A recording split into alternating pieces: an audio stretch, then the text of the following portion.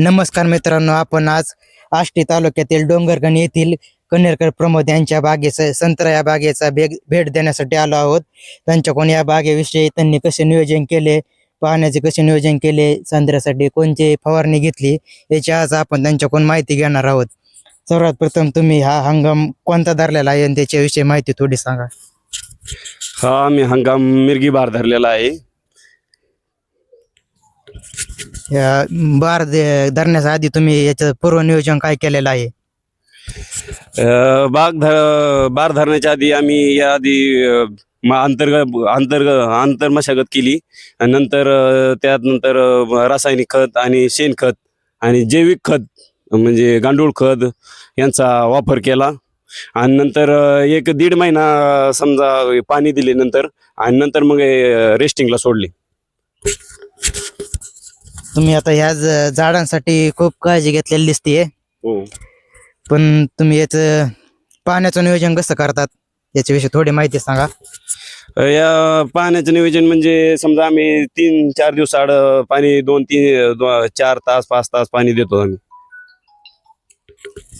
तुम्ही याचं खताचं नियोजन कसं केलेलं आहे? याच्यात ठिबकद्वारे सोडतात का असं वरून टाकतात? म्हणजे आम्ही याच्यामध्ये खत म्हणजे आपले ड्रीपद्वारे बी खत सोडतो आम्ही आणि आपले असं म्हणजे लाईनीने आपलं ड्रीपच्या लाईनी खाली म्हणजे रासायनिक खत सुद्धा टाकलेलं आहे. फवारणीचं नियोजन कसं केलेलं आहे तुम्ही?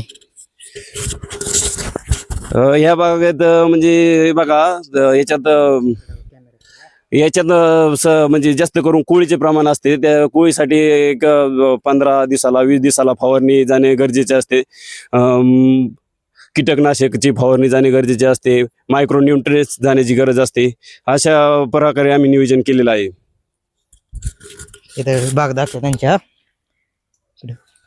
तुम्ही बाग बघू शकता. तुम्ही बाग बघू शकता त्यांची. खूप प्रकारे चांगल्या प्रकारे यांचे पीक आलेलं आहे, यांना संत्रे आलेले आहेत. त्याचा अंदाजे साईज पण बघू शकता, फळाची साईज पण बघू शकता. फळाची साईज पण बघा.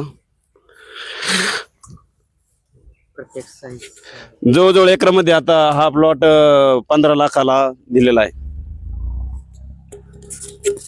धन्यवाद प्रमोद कन्हेरकर सर, तुम्ही आम्हाला माहिती दिल्याबद्दल. नक्कीच तुमच्या या इंटरव्ह्यूचा शेतकऱ्यांना फायदा होईल. ते त्यांच्या इथे याप्रमाणेच नियोजन करतील अशी मी आशा बाळगतो.